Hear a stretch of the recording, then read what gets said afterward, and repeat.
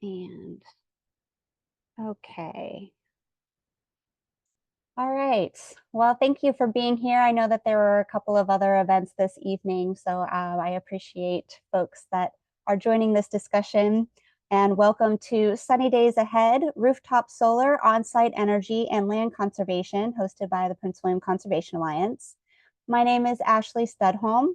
I'm the Executive Director with PWCA, and I'm delighted to be joined by guest speakers, Ashish Kapoor from Piedmont Environmental Council and Brandon Praileau from Solar United Neighbors. The Prince William Conservation Alliance is an environmental grassroots nonprofit working to build sustainable and equitable communities throughout Prince William County. And you can stay up to date with us and everything that we're doing by going to our website at pwconserve.org. And you'll see we have an exciting event coming up in a little over 2 weeks. We're going batty for conservation, and we hope that you can join us for our annual fundraising gala, and you can RSVP directly there at the website. There's some details there, and we're getting more and more raffle prizes as time goes on, so you can check out and enter to win. Even if you're not attending the event, you can enter to win the raffle. So you get a range from a 1-hour massage to a 50-50 raffle, which is basically kind of like you buy a raffle ticket and we get to split the earnings from the raffle with you. So 50% goes to us and 50% goes to you. And additionally, from our website, you can go to our calendar page, and that'll give you up to date the programs that we have. So you can see our program tonight. We're wrapping up our wildlife garden, and you can see here our upcoming event, Going Batty for Conservation. And then, of course, we're doing some restoration work out at Veterans Park, and so we're excited to do a planting there at in mid-October on October 19th.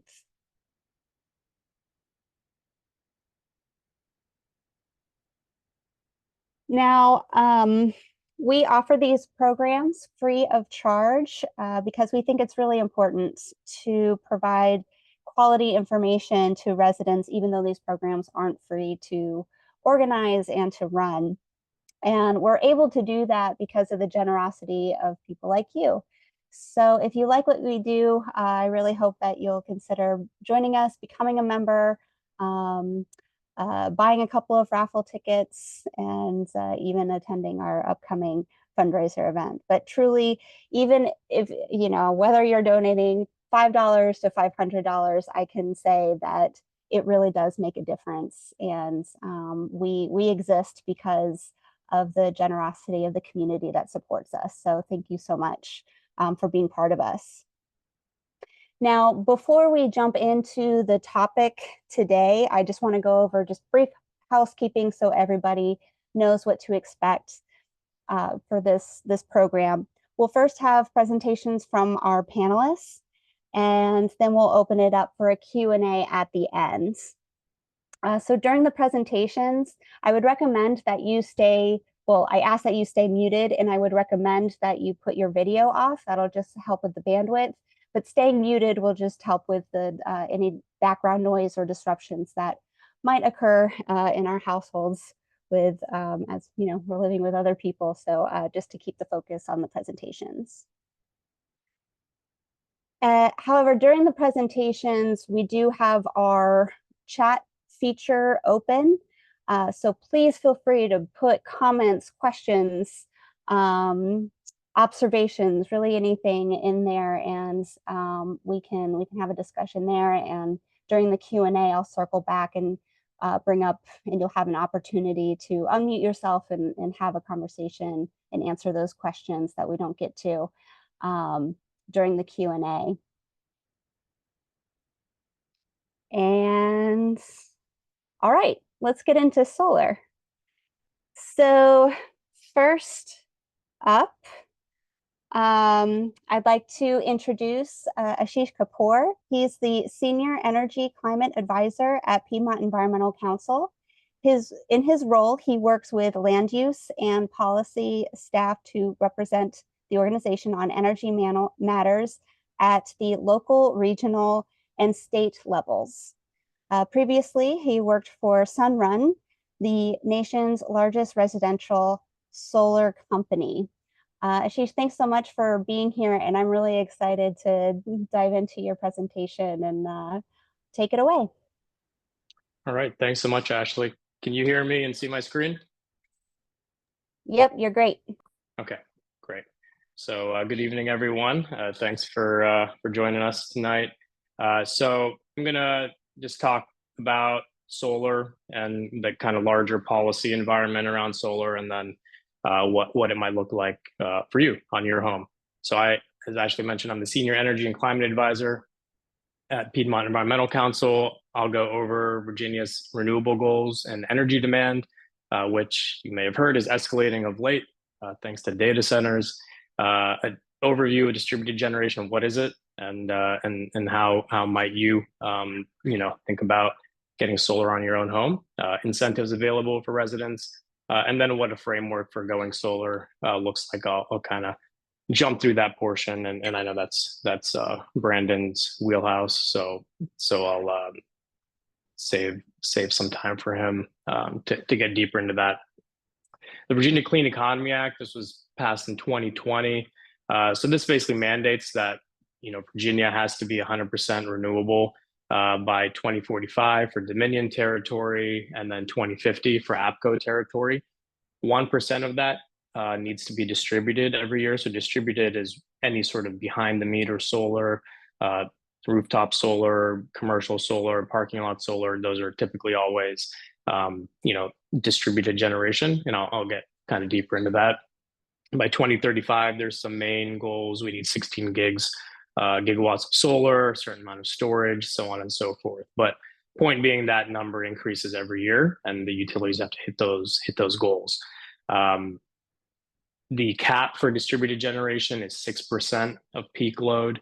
Peak load is really the kind of highest operating capacity of the grid. So if you think of the summertime when everybody's AC is on, all the data centers are humming, and really energy is at its highest usage, that's the summer peak load. The grid will be built with an extra buffer beyond that to withstand that. So typically you're not getting close to peak load, but the grid has to be built with that in mind. So 6% of that can be distributed generation.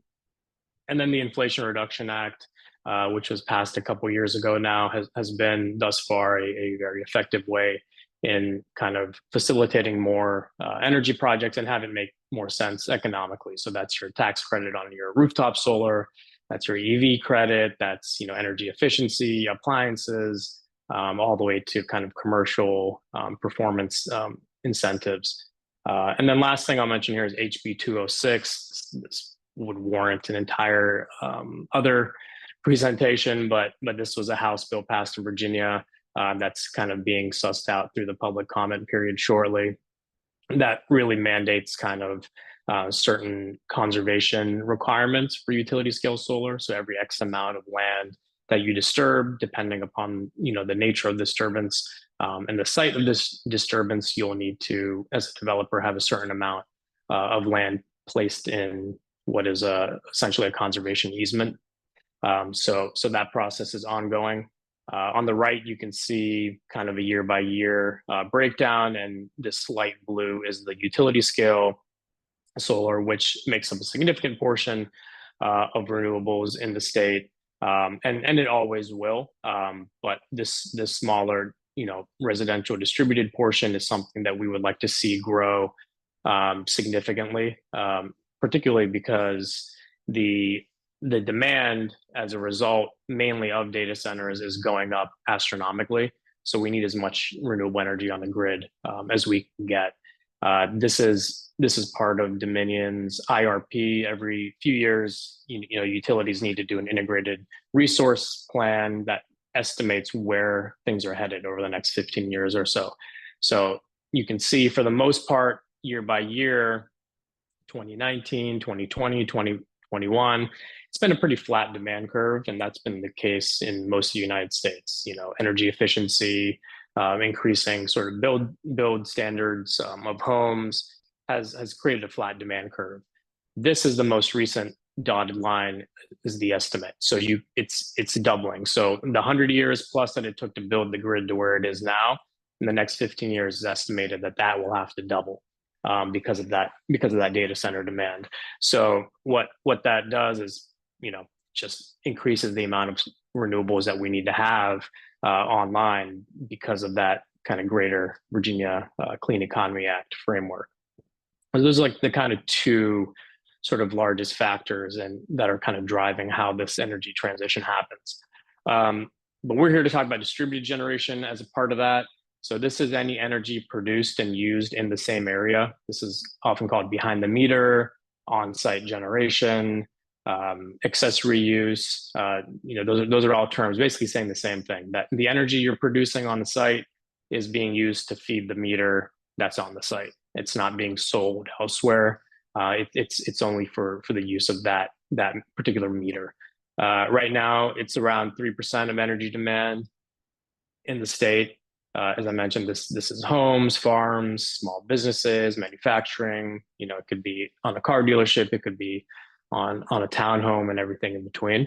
So the more of that we can get online in the Commonwealth, that lowers the need for transmission. Transmission is those big erector set lines that are taking energy from some centralized distribution, power plant, coal plant, gas plant, and traveling across time, losing energy as a result, and then bringing it to the substation and then to your distribution lines into your home. So the more that we build out kind of on-site energy, collectively that lowers our needs for transmission. Collectively, that can preserve forest and ag land that's typically the most affected by larger scale solar, just by virtue of it being, having the best access to the sun, being relatively flat land. The same factors that make good ag land are the same factors that make good solar land. So collectively, that's another mitigating effect of distributed generation. Connects clean energy more quickly, as opposed to longer timelines of larger projects, whether it's gas or larger solar, can take 5 to 7 or 8 years, even beyond. Clean energy distributed style can connect typically within 5-6 months at the most. And then it's a more efficient use of the built environment. You've already made the environmental impact. You already have a building there. You already have a roof there. You already have a parking lot there. Perhaps it's a non-arable portion of your farm. Whatever it may be, you're getting an extra usage and you're generating energy off of that. So there's many more benefits: energy independence, energy savings for the consumer. But in terms of conservation, those are kind of the best high level ones to highlight. Cost to install solar has dropped by 40% over the past decade. So this is the cost curve for the yellow one here. You can see my arrow is the cost curve for residential solar. And below that, the green curve for commercial, and then the orange one for utility. So that they're all benefiting from economies of scale. So you can see pretty much it's been flat, little bump up for COVID and supply chain issues that hit every industry. But it's kind of returning to where it was before then. So we've kind of reached a pretty stable price point, and significant drop in what it looked like just back in 2011. So the main 3 consumer incentives that I would just kind of think about if you're looking for solar on your farm or solar on your rooftop is you have the federal tax credit. So that's 30% tax credit on your final cost. If you add a battery or an EV charger, that can apply to that as well. You have SRECs. These are solar renewable energy certificates. So, as part of what the obligations are for utilities and companies like, Google, for example, they have to have a certain amount of, renewable energy that they use or produce every year. So they buy these RECs or these SRECs. So, they might take energy created somewhere else or buy someone else. They buy that certificate. Now they can claim credit for having created that energy. Technically, you can no longer do that. So So any person with a rooftop system or really any system can sell these SRECs into the market. I have rooftop solar on my home for the last 5-6 years. I sell SRECs. I make an extra, $500-$600 every year. So not necessarily a game changer, but as you're kind of doing the cost analysis for solar, that is one factor worth taking into account. And then the last thing I'd highlight is the USDA Rural Energy for America program, or REAP. This is, traditionally been 25% of, your renewable energy project. If you have a ag business, or you have a small business of any sort, it could be a car shop, and it could be an orthopedic office. If it's in the rural area, you can technically qualify for this, and this can pay for up to 50% of the system. So 50% there, 30% from the tax credit, and then the solar renewable energy certificates. It ends up being kind of close to 85% of your system cost. So this is the portion I'll kind of go through relatively quickly, and then we can come back to it if folks have questions. But here on the right, just kind of a highlight of, people say, well, I don't want to look at solar. I don't know how long I'm going to be here. I don't want to sign a contract. If you've been in the home, let's say your average bill is $200. If you've been in that home for 10 years, you've probably paid close to $30,000 in electricity. You basically have an implicit contract with your utility. You can't really choose anybody else. After 20 years, that's $63K. After 30 years, that's $110K. So then that's factoring in 2 to 3% kind of average annual increase in utility rates. So if you factor in the kind of current cost of solar and the tax credit, your average return on investment with solar, or your ROI, is 10%. So that means for every $100 you spend on your home solar system, your average profit, over time would be $10. So not a bad rate of return. I mean, if you had that on a mutual fund, that'd be pretty good. So when you think about what that cost of solar system is, and then you kind of break down what you've paid for electricity or what you will pay, then you'll find, estimated savings of being around 30,000 to 120,000 over the life of the system. There's a broad range, but that just depends on size of your system, what your energy usage is, what the incentives might be, what the SREC values might be in your particular state. But worth taking all these factors into account when you do that cost benefit analysis. Project process, so really we're looking at discovery and planning. You find an installer. Like any home improvement process, you get 2 to 3 quotes. How long have they been around? Just, trusted friends and neighbors, reviews, referrals. Watch out for folks that subcontract too much of their process out. And then they're going to look at your site feasibility. Do you qualify for solar? What is your roof quality, your roof type, your pitch, which way is it facing? Is it south facing, north facing? All of that's going to determine how much, sun your roof can capture, and then how much energy as a result you can create, or how many panels you would need to get that amount of energy that your home needs. Is there tree shading around there? On HOAs, I'll just briefly mention, Virginia now has a law that HOA cannot stop you from getting solar. They can put some restrictions on location of the panels, but even that can't be overly restrictive. So that's all in code. Your installer is going to ask you to pass on your utility bill. Don't be alarmed. That's just a process for them to look at your last year of usage and then build your system accordingly. And then that system will be built based on your annual usage, knowing that obviously more sun in the summer, your system is going to generate more energy in the summer. That energy is going to be built into like a bank with the utility. That's called net metering credits. So you'll get a 1-for-1 credit. And in the winter time, when there's less sun, then typically that's how it would work. Then you're automatically pulling those credits.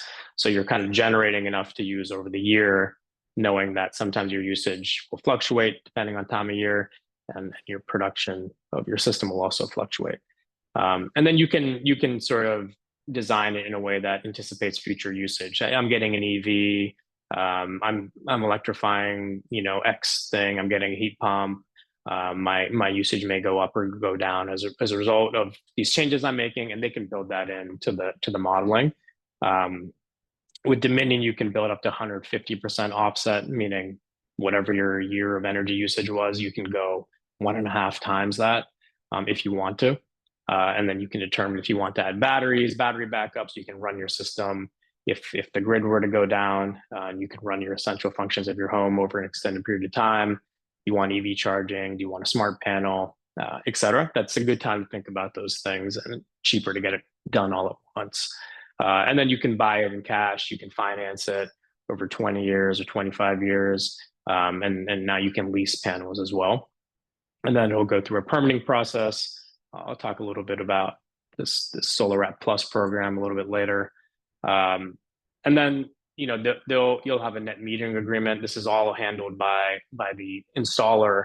I will just kind of note here that if you're thinking about solar or been thinking about it for a while, this is a great time to do it, because Dominion and APCO are going to be reevaluating how much credit folks get for that net metering portion. So if you produce 1 kilowatt hour of power, and your home can't use it, and you put it back into that bank, that they wouldn't give you 1-for-1 credit if they were able to change the compensation structure. So that wouldn't affect if you've already had your system in place and you have your net metering. So if it's something you're thinking about, this, for that reason alone, this is a good time to do it.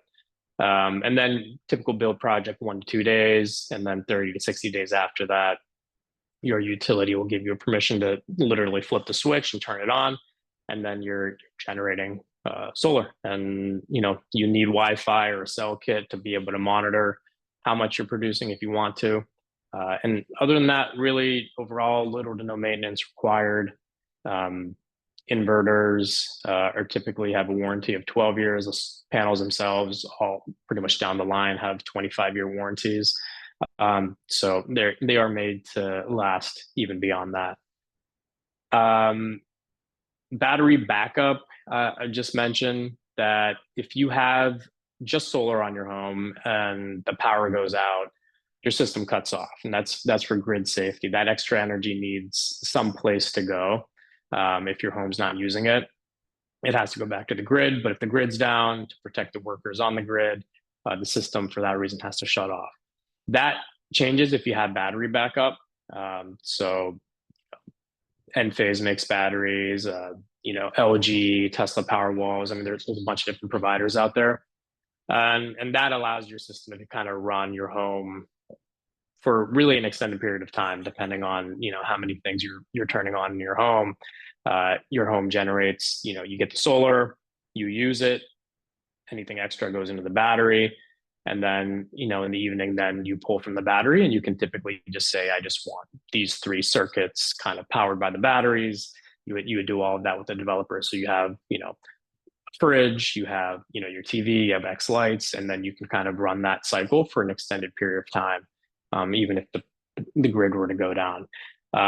Collectively, benefits to peak load and transmission. There's a concept called virtual power plants that we're seeing more and more around the country. And basically this allows the utility to really take certain amounts of power from your battery during those peak times that I was talking about. So you'll be compensated for that. They figure out some kind of compensation package. So the owner is making money, and then they can do that thousands or tens of thousands of batteries at the same time. And that can do the job of what a new gas plant or a peaker plant would do, which is meant to kind of provide energy during those peak times. Now you can monetize people's kind of solar plus storage battery systems, their thermostats, their bidirectional charging on their electric vehicles. All of that stuff can be used to do the job of that gas plant. And what that means is then you don't need to build new generation, which we all pay for. You don't need to build new transmission, which we all pay for, and all of the sort of conservation impacts that transmission has. I'm sure folks are very, very familiar with that.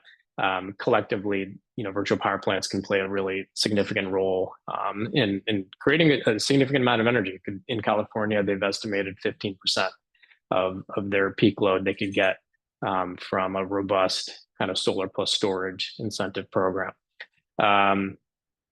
Challenges: batteries are getting cheaper, but they're still not cheap. So you need some state incentives, some virtual power plant incentives or battery incentives that kind of, make sense financially for people up front and encourage that adoption.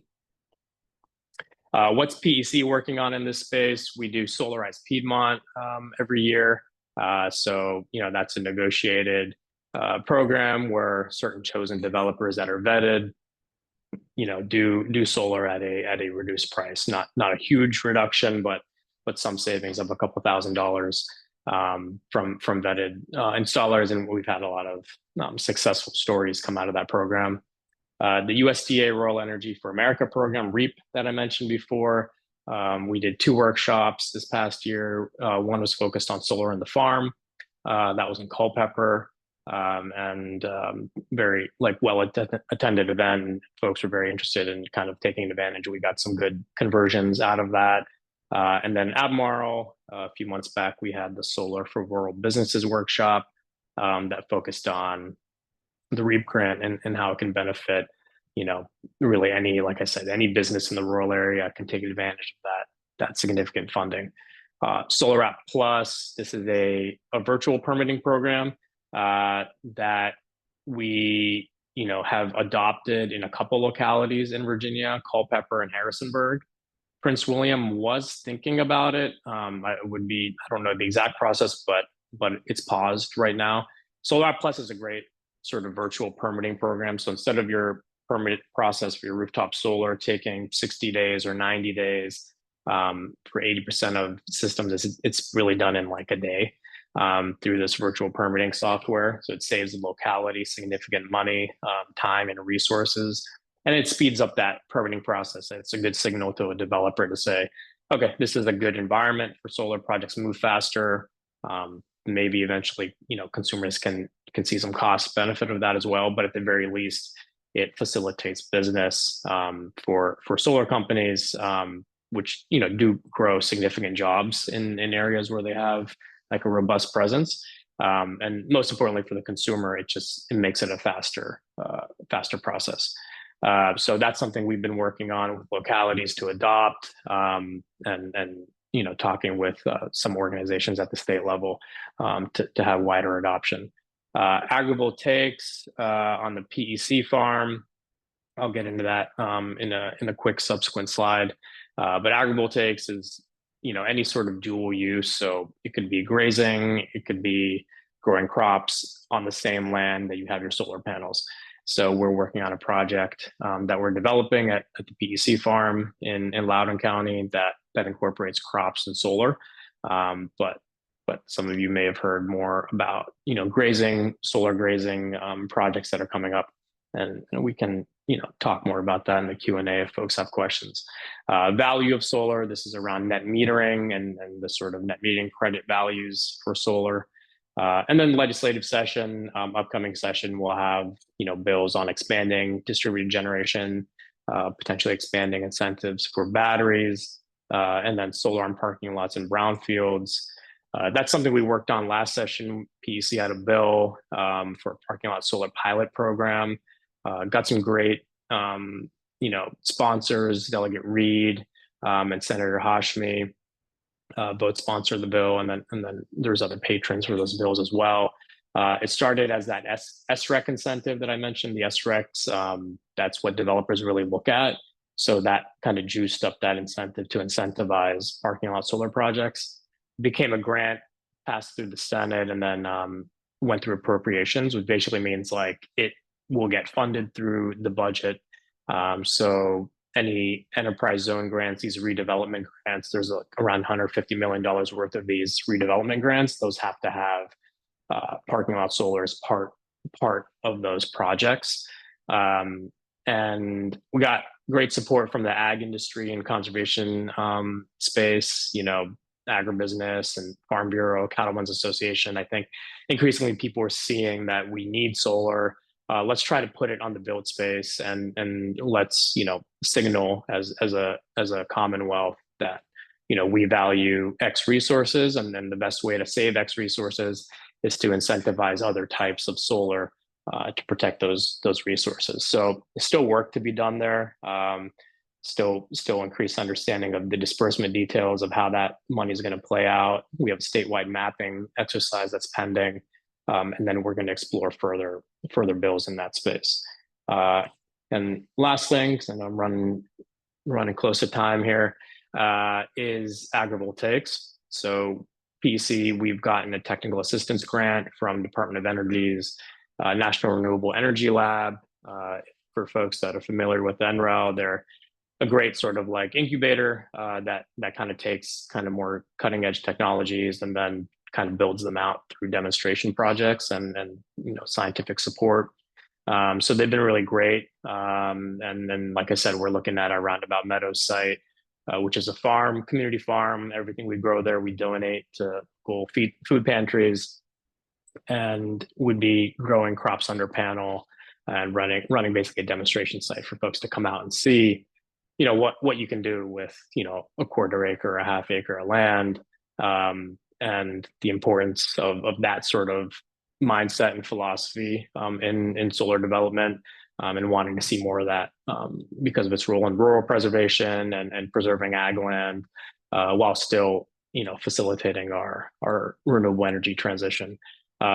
But like I said, that also includes grazing and sheep and cattle. There's good ways to do that, and there's sort of like, just kind of throwing that onto the project ways to do it. And there are thoughtful projects going on in that way too. Those can be ways to kind of grow, or maintain the local ag economy while still, using solar and kind of having a better use of land. So a lot of different ways to do it, a lot of technologies that are sort of coming about that are becoming really, financially viable.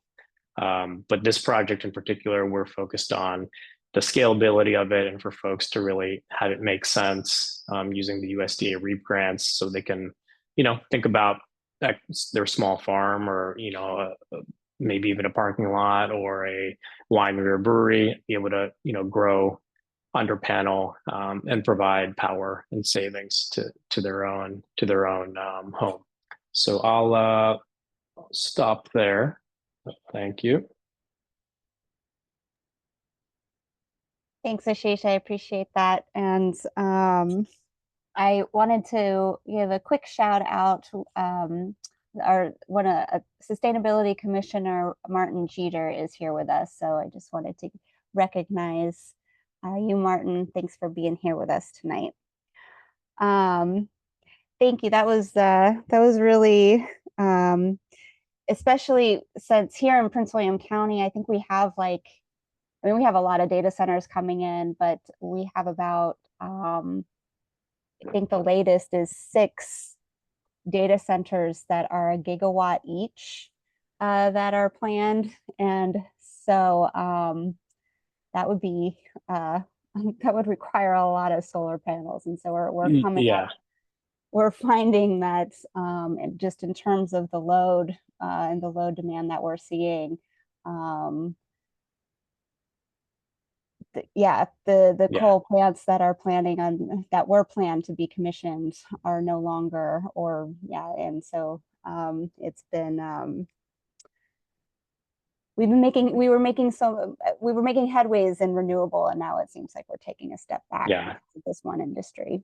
Yeah, it is pretty wild. I mean, if you think of something like the offshore wind project and getting close to 3 gigawatts there, and that being offset just by data centers in Prince William and then some, it's pretty wild. So yeah, and then all the transmission impacts and things like that come with it. So, but there's things that we can do at least in the short term, and then hopefully this is something that we can kind of grow more of in the space and get energy online quickly, and hope for the best.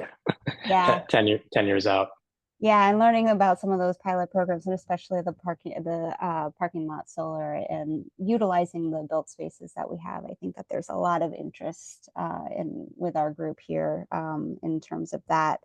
But we're going to switch gears and dive into a little bit more of the rooftop solar. I know that Prince William County has been known as one of the hardest localities to work in for solar companies. I know that we are making strides to shift that. And Ashish already mentioned that Solar App Plus, so we might circle back and talk a little bit more about that and how that might be helpful in boosting our numbers a little bit. But in any case, we're going to switch over to Brandon Praileau from Solar United Neighbors. Thank you so much for being with us tonight. He's a native of Norfolk, Virginia. Brandon has spent the past 11 years in community engagement and outreach in North Carolina and Virginia. With heavy ties to the religious and faith-based community, he has served a variety of organizations in the Tidewater area, including a member of the board of directors and faith-based coordinator for the St. Paul's Community Development Corporation, member of the Community Food Disparities Coalition and Movement 757. Having taken his church solar in partnership with the Norfolk Solar in 2020, Brandon has become a community advocate for solar deployment and energy rights in low-income and underserved communities in his role with Sun. So thanks so much, and let's get into it. Thank you, Ashley, for that warm introduction, and I want to thank my good friend Ashish from Piedmont Environmental Council for that wonderful presentation. I'm going to try not to be repetitive or regurgitate too much information that he shared. I think we were both along the same lines as some of the things that we were going to talk about. I also want to shout out, Ashley, if I could, just before I get started. I do see Miss Bea Truman on, who is the Community Engagement Director for the Sierra Club. So I just wanted to thank her for being here on this evening. Let me go ahead and share this presentation, and we'll go ahead and jump right into it. Can everyone see the presentation? And thumbs up or yep, we can see it. Cool beans. And so I'll open here by just telling you a little bit about myself. I am a local pastor here in the Norfolk area. I pastor a small church. I'm about 45 congregation members, and we went solar back about 4 years ago, and that's what propelled me into this space. I have a huge passion for the energy equity side of this work, as well as environmental justice, and so that kind of pushed me into the solar space, and I landed at Solar United Neighbors. So let's go ahead and get started. So today I'm going to cover three quick things, and I will caution you, this is going to be more of a overview, then it'll be more in depth. If there's some questions in the chat or whatever, I'll be sure to answer them.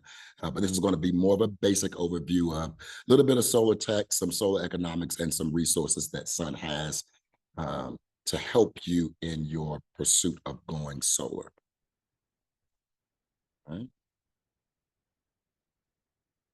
All right, who is Solar United Neighbors? Solar United Neighbors, we are a vendor neutral, non-profit, national nonprofit. And by vendor neutral, I mean we don't align with any particular installer. We run programs, and we have programs on the ground in 14 states and 2 territories, including Puerto Rico and Washington, D.C. We help people as well nationwide through our national help desk, which I'll be talking about towards the end of this presentation. We specifically bring people together to try to address barriers to information, red tape, technology, policy, and more. I like to say that we are the AAA Auto Club for solar owners. We have a very niche market. We represent solar owners and consumers, as well as prospective solar consumers. We're not an environmental group per se. We are motivated by environmental causes, but we are a constituency group who looks to work directly with consumers. We help people go solar, we join them together, and we fight for their energy rights, which takes me right into our theory of change. We work in three different facets. Number one, we help people go solar. We do that by supporting either their new or existing system. We also do it through deployment programs such as co-ops. We give consumers the tools needed to prepare them to go solar. You'll hear me say this line again later on. Solar is a big ticket item, and understanding the cost and the sticker price and the process is extremely important. We do help existing homeowners who may have any questions or need technical assistance. We don't help people with the why more so than we help them with the what to look for, what to expect as they go solar. And we measure our impact based on the amount of people that we can assist in this process. Not only do we help people go solar, but we also join people together. We have found that when someone goes solar, they generally want to connect with other solar owners and share their experiences. So through this, we bring people together and allows people to volunteer for social events, for solar events, advocating for solar. Solar is a big tent. It's not a partisan thing. There are all sides of the political spectrum here.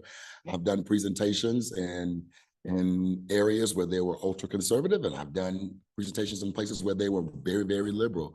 And so it's a very diverse group of people advocating for solar and for energy independence. You know, our join together aspect of our work also allows someone to come and help on the advocacy side, even though they may not either one be prepared to go solar or may not be in a situation to go solar. They may be a renter, or they may live in a multifamily building where they may not be able to, or the solar siting might not be advantageous to them. They can still join with us and become a part of our solar army. And then we also fight for energy rights. You know, our approach towards this is practical. We try to focus on practical, pragmatic legislation that affects a person's ability to put solar on their home, business, school, or house of worship. We do work on policy on all levels, federal, state, and local level. Ashish mentioned the Homeowners Association bill that was passed in 2022. My predecessor and current regional director, Aaron Such, was extremely instrumental in getting that law passed. We try to help people with practical barriers to solar deployment. And Ashley mentioned about the permitting process in Prince William County. And Sun has been working with Prince William County for a little more than 4 years now, trying to make that permitting process a little easier. So we help people go solar, we join other solar users and volunteers together, and then we help fight for solar energy rights. So now real quick through here, I'm going to talk a little bit about solar technology. This is going to be a basic understanding of solar tech, and I want to thank Ashish because he lifted a lot of these things up. So I'll try not to do a lot of repeating, but just a baseline understanding of solar technology as it relates to rooftop solar. So today I'm going to be talking about solar photovoltaic, or solar PV, which converts solar energy to electricity. The majority of today's solar market is PV tech. There is a such thing called solar thermal technology that's used, for instance, in heating a pool. But we're going to be talking specifically about solar PV today. And so there are a couple of system components that I want to make you aware of and just kind of give you some baseline information on. So the first system component are panels. So there are two photos here. On the left, you'll see the breakdown and composition of a panel, or what you might see on a contract listed as a module. And then to the right, more than one panel together is what makes a solar array. Panels are generally 3x5 or 4x6. They weigh about 40 pounds, and they are measured in wattage. These panels are built to protect against to ensure long life. And generally, most panels are hail resistant. Panels generate direct or DC, direct current or DC, and then we're going to talk in the next slide about how that direct current is inverted to alternating current to then be used in your home, school, business, or house of worship. So after the panels, then you have inverters. This is your next system component. And here we have three different types of inverters: a string inverters with DC optimizers, and micro inverters. An inverter is a power conditioning device. So it conditions energy for use in your home by converting it from direct current to alternating current. It is the brains of your system, and it monitors production and can tell if your production goes up or down, especially if you have a string inverter with DC optimizers or a micro inverter. String inverters are mostly used on ground mounts and commercial installs. Generally, installers in the market now are either using string inverters with DC optimizers or micro inverters. And the main thing to understand about those two is that they allow for panel level monitoring. And those optimizers allow panels that are poorly performing or shaded to be isolated so they don't bring down the overall production of the entire system. And that panel level monitoring makes it very, very good for troubleshooting. I had an issue once with the panel that wasn't firing, and I was able, through our online monitoring system, to see exactly which panel it was, and we were able to isolate that and then take care of it. So then you've got your panels, you've got your inverter, and then you have racking systems. And Ashish covered this pretty well. There are a few things that go into determining whether you have a good roof for solar or not. Direction. Generally, you don't want to install solar on a northern facing roof. We're in the northern hemisphere, so we want to be facing south. An east to west roof will definitely produce as well, but ideally, if you can be south, would advise against installing panels on a northern facing roof. In addition to that, shading is also a thing that you want to consider. The general consensus is you want to make sure you have you're free of shading between the times of maybe 10 a.m. to 3 p.m., where we see solar production is at its peak. And then you want to make sure that you have at least 200 square feet of unobstructed roof space. So no chimneys, no dormers, no gables, no skylights. You want to have at least 200 square feet of roof space to be able to place a system. And then lastly, you want to consider the life of your roof. You want to have at least 10 to 15 years of life left on your roof. Because generally, if you don't, then you may have to remove that system to do a re-roofing and then put that back on, and that'll add some additional cost to you. So you want to make sure you have about 10 to 15 years of life left on your roof. One of the good things about going solar is by putting panels on your roof, you have the ability to extend the life of your roof, because the sunlight is the one thing that tends to degrade asphalt shingle roofs, which is the most common roof in Virginia. Here in this photo, this is an asphalt shingle roof, and we got some installers attaching panels to a racking system. You can also attach a system to a standing seam metal roof, or what I call the wah-wah roof. On that kind of roof type, there is no penetration. There are clamps that go onto the standing seams, and then the racking, and then the panels go onto that racking system. One roof you want to avoid, that installers will generally avoid or have a significant upcharge for, is going to be a slate roof. But let's say you don't have a good roof, then there's another option for you. I said that I went solar at my church. In this photo is the ground-mounted system that's at our church. We did not do a roof mount for a couple of different reasons. One, we didn't get as great of a solar energy rating if we had put it on the roof, and then two, I didn't have at least 10 years of life left on my church's roof. So, but we have a field of open land, and so we decided to put a ground mount that is facing directly south and giving us the best energy production that we could possibly get.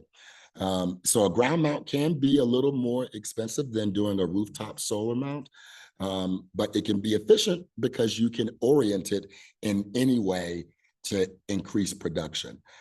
Ideally, you want to be no more than 50 to 100 feet away from your nearest meter if you decide to go with a ground-mounted system. And so we bring all these things together. We bring the panels, we bring the inverters, we bring the racking, we bring all of that together to create this. And this is buoyed by this energy system where you produce energy, use it, and then send excess energy back to the grid, as Ashish talked about net metering. So I won't go into that. But this is a pretty self-explanatory slide here. You see your panels at number one absorb light energy. Then that energy is then converted to energy that can be used in your home through your inverter. So going from direct current to alternating current. That energy at 3 is used directly in your home at that time. And at 4, a bidirectional meter by your utility is placed on your home, which allows you both to receive and send energy to the grid. Excess energy that's not used at that time is sent back to the grid for you to draw upon when you need it. So you can think of it in terms of, you may have seasonal surpluses. Let's say you were gone on vacation for two weeks. The amount of energy load you're going to have is going to be substantially lower. So you'll bank more energy that you can then draw back from. So for example, let's say you used 250 kilowatts of energy in one month. But you produced via solar 300 kilowatts of energy in that same month, you will get, you'll see a credit of 50 kilowatt hours applied to your next month's bill. And so that balances your use out, as well as gives you some excess energy to bank. The goal is to work throughout the course of the year at a net zero. I'm happy to say, as a church, we've been operating at a net zero for the past 2 years. The first year was a little up and down, but then as our production got more constant, we're now operating at a net zero, which means I pay Dominion maybe $15 a month for the interconnection cost. So some frequently asked questions that I want to run through here really quickly that we always get. Number one, what about warranties? Your panels are typically a 25-year production warranty. They maintain solid efficiency. Solar panels have no moving parts. Not a lot that can fail or degrade. So there's a 25-year production warranty on those panels.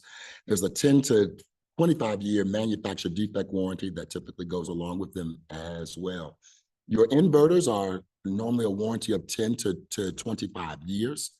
And there's also a workmanship warranty that'll come from your installer, which is typically anywhere between 3 to 10 years of workmanship. And that's going to be on anything that they did, whether it be roof penetration or some kind of electrical wiring.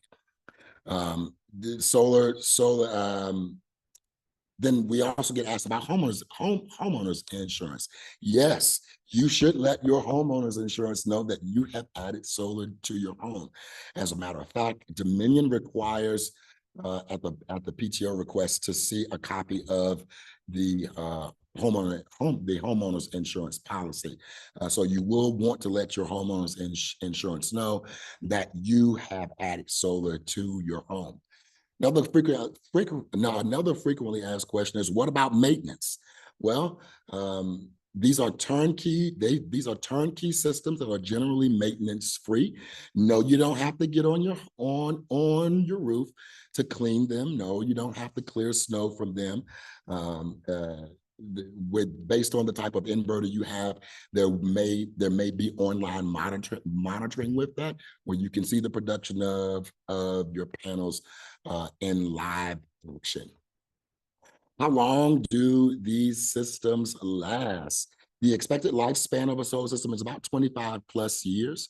It's recommended maybe every 3 to 5 years, get your installer out, have them go up and check and make sure everything is going well. Panel production might degrade about at 0.5% a year. Generally, installers will factor that in to their production estimates for you. Will my HOA allow solar on your home? As Ashish mentioned, that legislation passed qualifies that homeowners associations cannot place what's called an unreasonable restriction. And so if the restriction they place on the placement either increases the price of the system by 5% or more, or decreases the production by 10% or more, they cannot levy that. Now, if your HOA has a covenant against solar or a covenant on solar, then that covenant will supersede existing policy. And then lastly, what if I'm in a historic district? First, make sure you let your installer know if you are in a historic district. And then two, I would just caution you to check some of the ordinances in your locality if you are in a historic district. Generally, those ordinances deal typically with line of sight. So they may say that you can have it, but it cannot be visible within a line of sight. So if you are in a historic district, just make sure you let your installer know, and make sure you do a little bit of research on what your locality has as it relates to ordinances around historic districts. And my last section, just going to talk about some basic solar economics and some resources that Sun offers. I won't spend too much time on the tax credit because Ashish very, very brilliantly presented that. But I do want to talk about some general economics and some resources that Sun offers to help you. And so Ashish talked a lot about solar economics. He's right. What we've seen is the cost of solar drop precipitously over the past couple of decades. Solar is a big ticket item, so it is a long-term investment. Though there are no moving parts and it does have a 25-year lifespan, the average return on investment on a solar system in the state of Virginia right now is about 9 to 13 years. But doing so would help you hedge against any kind of rising utility rates. Rates generally might rise 2 to 3% per year.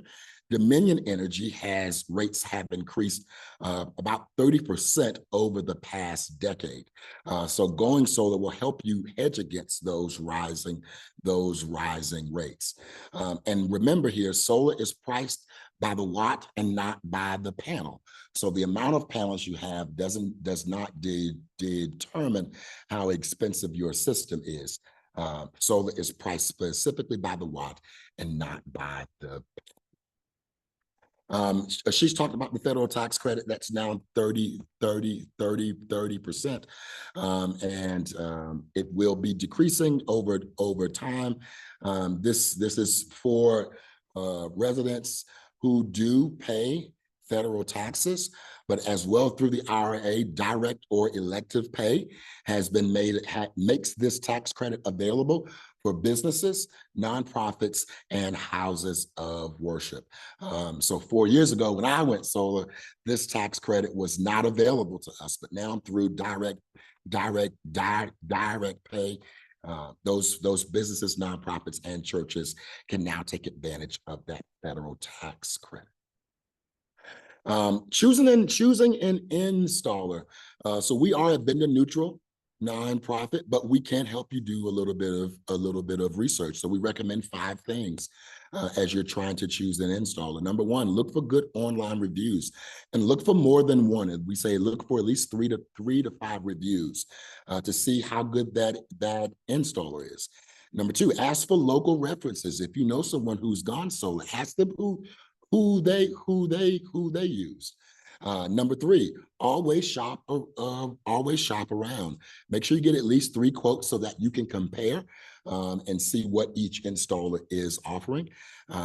Be sure to do research on pricing, understanding what the market pricing is. And number 5, be sure to ask about warranties. So those are all things that we recommend you to consider before you choose an installer. There are a few different financing options, and I know Ashish talked a little bit about them, but you have solar leases and power purchase agreements, which my church went solar on a power purchase agreement.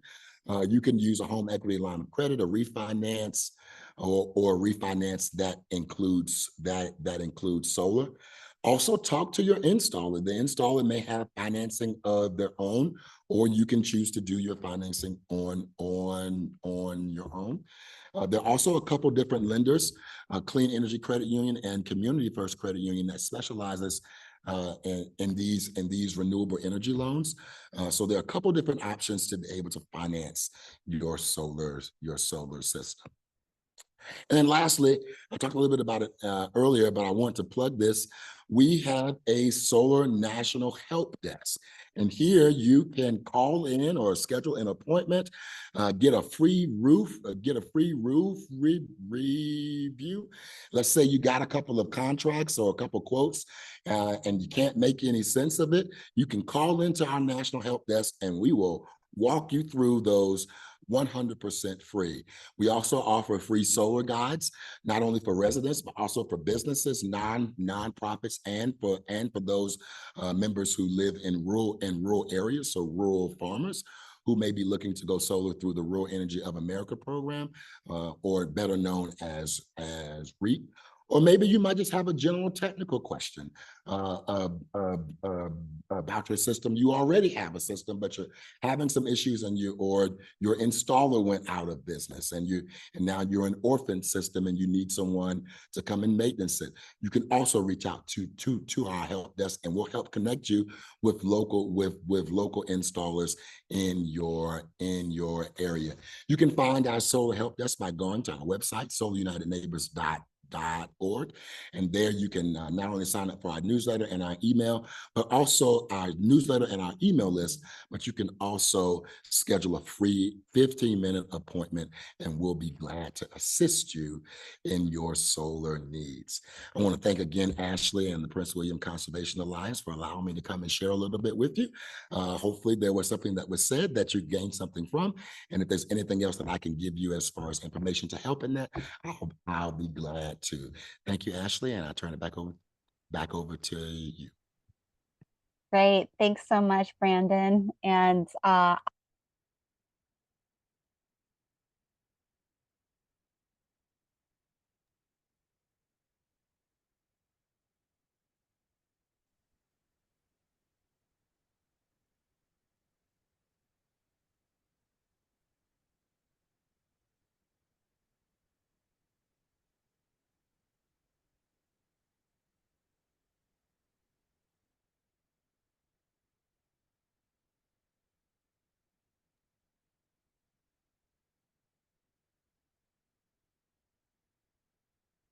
Ashley, I don't know if you can hear, but you're not muted, but your audio has gone out. can you hear me now? There we go. Okay, I don't know where we left off, but It literally cut out. It literally cut out on you as soon as you started your comments.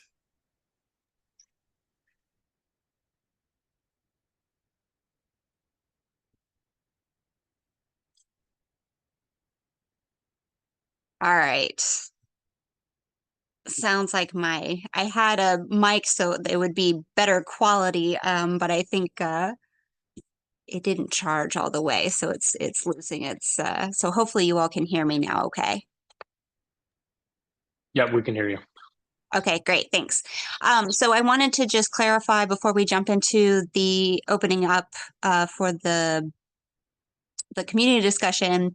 So if your HOA has um, uh, anything in their governing document saying no solar panels allowed, this legislation says you can't do that. Did I understand that right?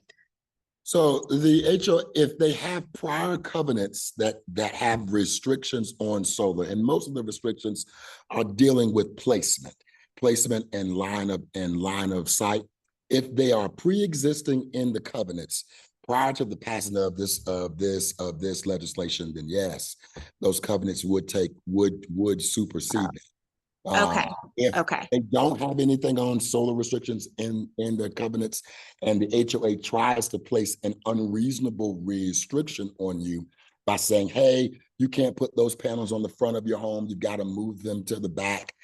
If that increases the cost of that system by 5%, or if it decreases production, because that may mean you may go from being more south facing to being more east or west facing.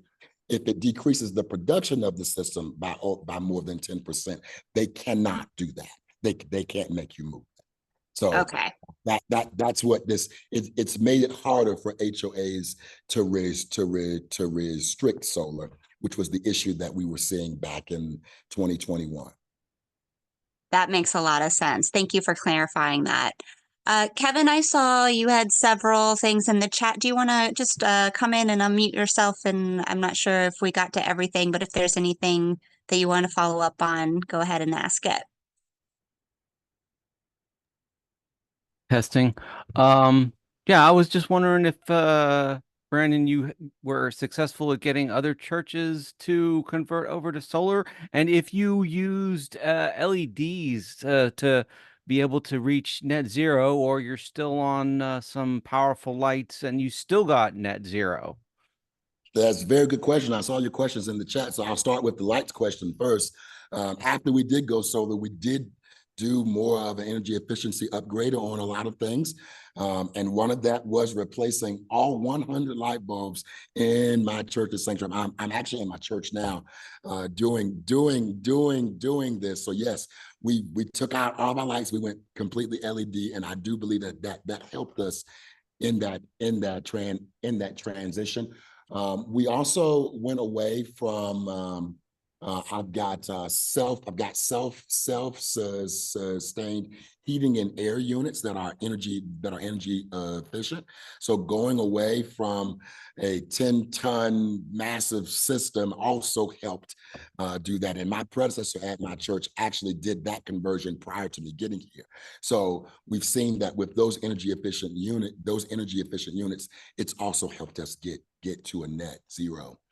To your question about being able to convince other churches, one of the goals and spaces that I'm working in as the Virginia program director is to make more inroads and have more outreach to the faith-based community.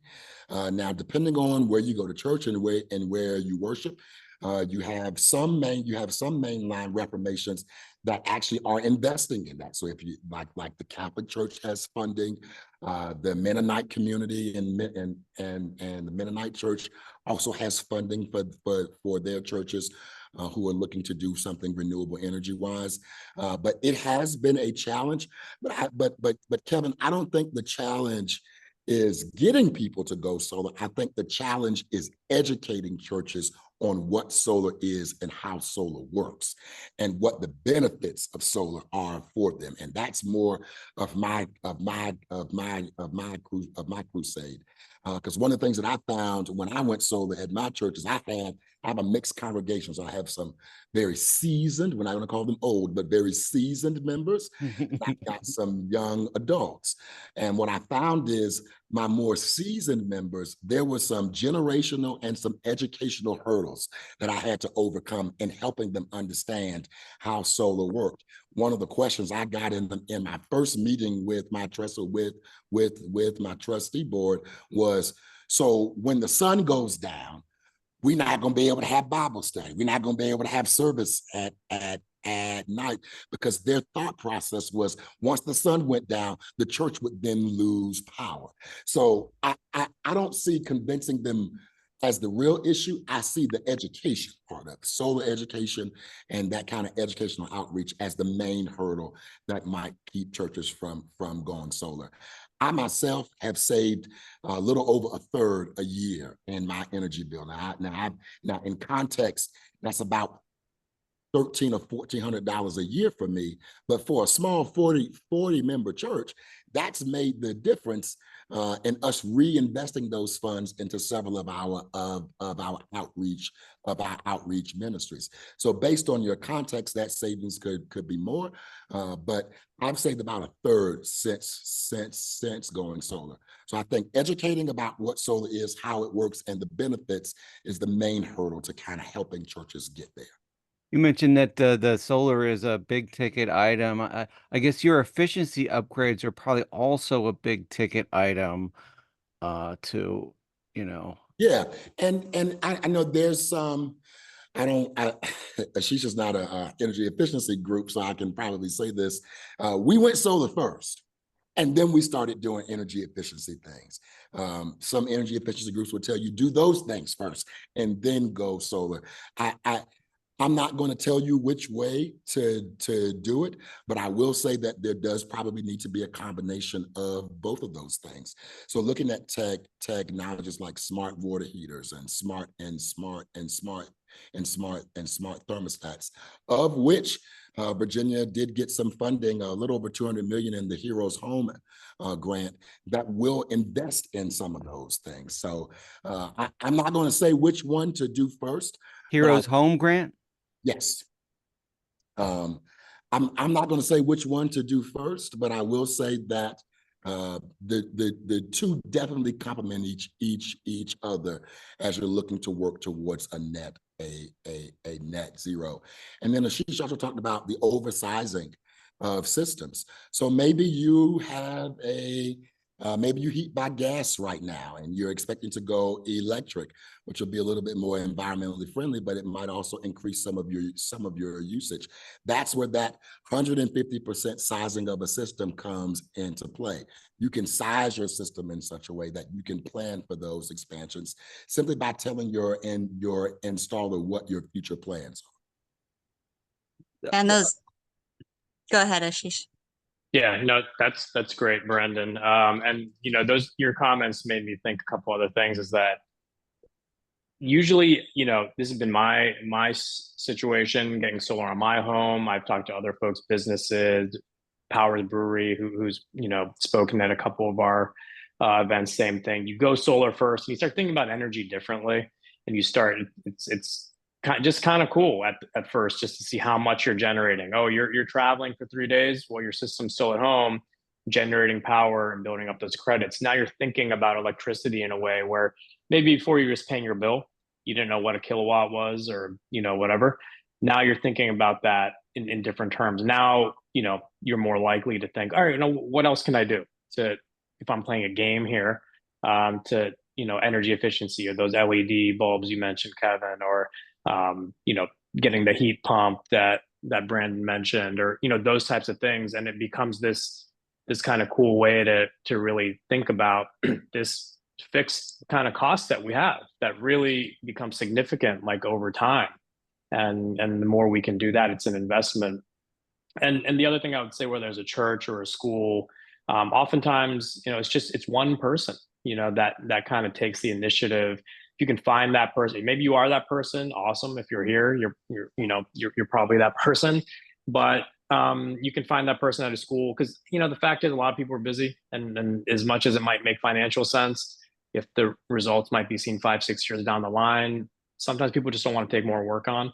So you can find that one person that gets it and convince them. It could be someone, a board supervisor. It could be someone on the school board. It could be someone at that church. And have them lead the charge and give them the information. That's a lot of what I've seen kind of be the case. And that's just something just to keep in mind.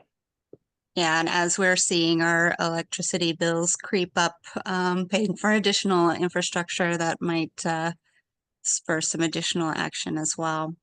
And Ashley, if I could, to Ashish's point, in my power purchase agreement, the rate that we signed at was lower than the current Dominion rate. Since we've gone solar, Dominion's rate has gone up for us about 4 cents, but my rate has not. So when I talk about hedging against those rising costs, and to Ashish's point earlier about net metering, that's why the protection of full value net metering is so important, because that's what makes that savings benefit matter for energy customers to get fairly credited and compensated for the energy that they produce. Yeah. Martin, I don't know if you have any questions about solar on parking lots. If you do, feel free to unmute and come in. But before we get to that, Ashish, I wanted to ask you, we've been sharing the stat that and Brandon, you mentioned that solar panels are, the cost is more about the, like how much energy they are able to produce, not necessarily how many panels. But we've been using this stat of, I think it was like wait, let me find it. Because I'll mess it up. 1 megawatt of energy is about equal to 10 acres of solar. Is that accurate, or do you want to comment on that at all? So for utility scale solar, Right. larger scale solar, it's probably more in the 7 territory at this point, but you could say anywhere between 5 to 10 acres for utility scale solar, depending on a range of factors, how much slope there is, how many buffers there are, and all that. When you have solar on the built environment, let's say solar in parking lots that you mentioned, that ends up being, more like 1 megawatt per 2 acres. So it's actually a more efficient use of land because you don't need to build in all of those buffers and make all of those mitigation measures. So it's not only a good use of built land, but it's a more efficient use of built land. And I don't know the exact number on rooftop solar itself, but it'd probably be somewhere along the same lines. You have your setbacks and you have things that prevent you from taking full, utilization of the roof space. HVAC systems and all those kinds of things can come into play for larger buildings, but definitely significantly more kind of megawatts per acre when you're talking about kind of solar on the built space. That makes sense. And I can speak to the residential side as far as roof space, and I think I mentioned it in the presentation. You kind of want to look for like 200 square feet of unobstructed roof space. So dormers, gables, chimneys, skylights, anything that would inhibit rocking from being placed. But I didn't mention this in the presentation because this was a much abbreviated version of it. But there is a workaround. I mean, there's sort of a workaround for that. You can ask your installer about high efficiency panels. The typical panel production on the market is about what, Ashish, you can correct me if I'm wrong, Ashish, somewhere between maybe 300 to 375 watts of panel. You can find some high efficiency panels that would give you a little over 400 watts. And so it wouldn't be a bigger panel. It'd just be that panel would have the capacity to produce more energy. So if you have an issue where you have some spacing issues and can't get some market standard wattage panels, you can look at high efficiency panels as an option to kind of condense space, but still get the amount of energy. Thanks, Brandon. Lori, do you want to come in and ask your question? Sure. I was late, so apologies if this was covered earlier, but I just wondered if there were examples like in Virginia of HOAs putting panels on like shared ownership common element, like roofs that are shared owned on townhouses or things of that nature. And if so, like how the net metering would work. I mean, I guess that would be against the condos' use of electricity or. Yeah, I've seen actually near Charlottesville, there's a some townhouses that have parking lot solar pavilions. But yeah, it would hedge against the solar, the energy usage by the actual, the stairwells and the street lights and all that sort of stuff. There's shared solar, which really wouldn't apply in this situation. But if you're not able to get, you're in a situation where the HOA owns the roof. Two options are you just kind of change the bylaws and allow solar on those shared roofs, or you kind of get folks in on a shared solar subscription where you can kind of get a subscription with another site that's built somewhere else, and everybody's pulling from that. And to add to Ashish there, Lori, Virginia was awarded a Solar for All grant this past spring, $156 million, and there's a tranche of that funding that's going to be looking specifically towards multifamily. And so I know in certain areas, especially in some urban areas, you're going to see a lot of multifamily kind of townhouse situations. So there's going to be some pushing towards that, but as Ashish said, it's going to depend on who owns the roof. Technically, it's going to depend how that's going to be rolled out. Great. Martin, was your question? Did you have any? Okay. Yeah, I did want to address. I saw Kevin put a comment there that he's generally he's interested in the advocacy side. Well, I can speak for probably myself and Ashish here. We'd be glad to have you as a part of our networks, to be one of those ground warriors, especially as we ramp up in this net metering fight. So you talked about in your comment, fighting for the right for people to put solar on their buildings or on their homes. That's what makes this net metering battle so important.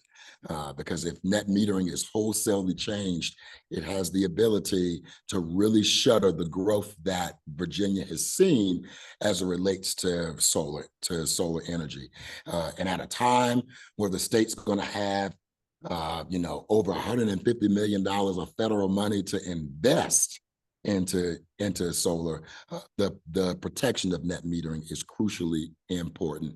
So I will drop my email in the chat, Kevin, and you can feel free to reach out to me, and I'll give you some links to where you can join our volunteer network and our email list and join in on this fight.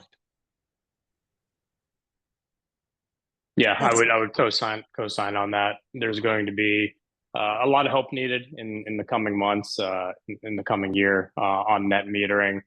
You can look around in other states. I mean, just to put a finer point on it, utilities really don't love rooftop solar. I mean, they make their most money off of transmission lines and generation. They get their guaranteed rate of return. They're going to get their 10%. We're going to finance it. That's how they're going to make the most money.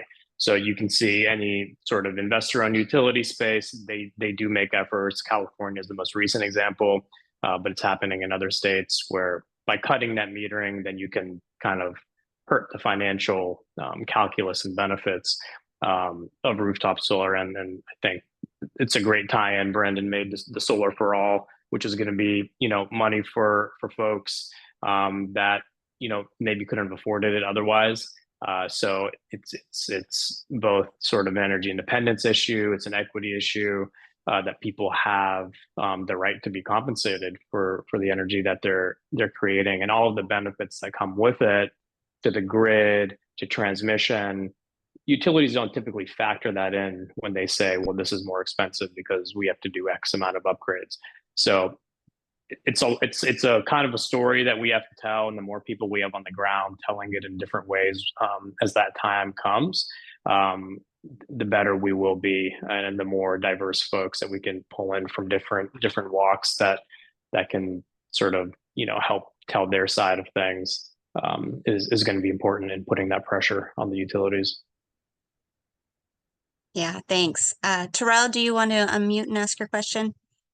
Yeah, sure. So first, thank you both of you for coming in these brilliant presentations. I really learned a lot. I was taking a huge amount of notes.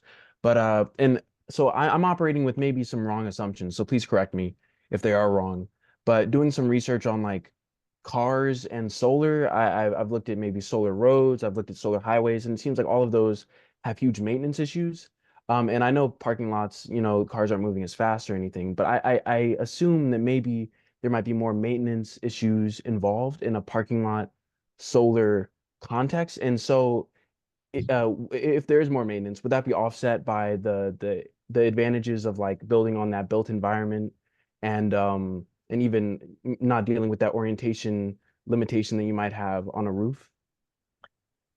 Yeah, that's a great question. So maintenance would be a part of it, but at the end of the day, putting in like all the structural steel that you need and all the concrete that you need to put in, parking lot solar canopies. And I would throw a picture in here if I could. If you haven't seen them, just look it up if you haven't seen one, like large scale or small scale. But you could see, steel prices, got affected like everything else the last 3-4 years. So around 1.5 to 2 times more expensive would be the estimate for parking lot solar, for both, some of the maintenance stuff that you mentioned, and then also kind of digging and all of that structural requirements, heavier panels.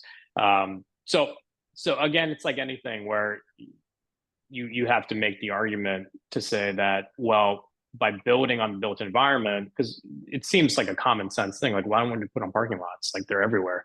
But it costs more. Okay, well, let's pay the difference. Well, then in the budget process in the General Assembly, you have to convince people to take away money from something else to pay for that. And that it's a argument we can make on paper, but really the SEC and sort of like through actual like grants that help close that gap is the only way we're going to see more of it, because it does cost more. Same as rooftop solar. It's cheaper to just cut down 200 acres of trees, believe it or not, and put solar there. So we need utility scale solar, but we need also a sort of perspective, especially in being an agricultural state, that says, you know what, we value these resources and we need to put X amount of money into a grant fund to help sweeten the pot for a developer. Otherwise, they're not going to do those more expensive projects that are more complicated. You go to DC or you go to Maryland, and I talked about those SREC values. They're a lot higher there. In fact, in DC, they're 10 times higher. So if that could mean millions more for a developer, and they're being built there. And then the DC Metro is building 4 parking lot solar projects that are connected to the DC grid. So we need to attract those types of developers. They're right there, but we need to kind of just square it up so they can have it make sense. And so then the argument is to say, well, for all that transmission benefits and for the benefits to the land and to agricultural production, conservation values, and we assign values to that. We assign values to kind of intangible things all the time.